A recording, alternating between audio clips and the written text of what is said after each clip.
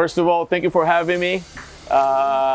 It's so nice to be here, 63rd Nautical Salon of Genova. It's been a pleasure, it's an honor for NX Boats. I mean, we're a Brazilian brand, making boats for 10 years now, and in the last 5 years, it's really been an explosion of new models.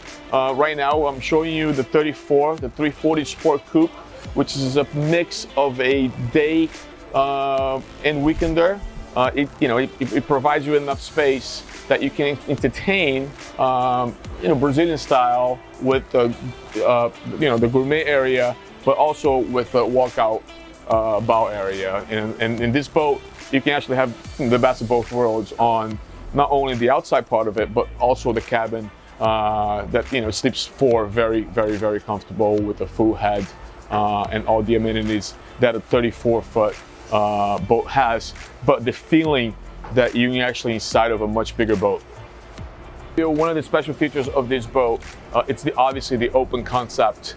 It was drawn like that to introduce this area right here. Obviously, the gourmet area is a focal point of the boat.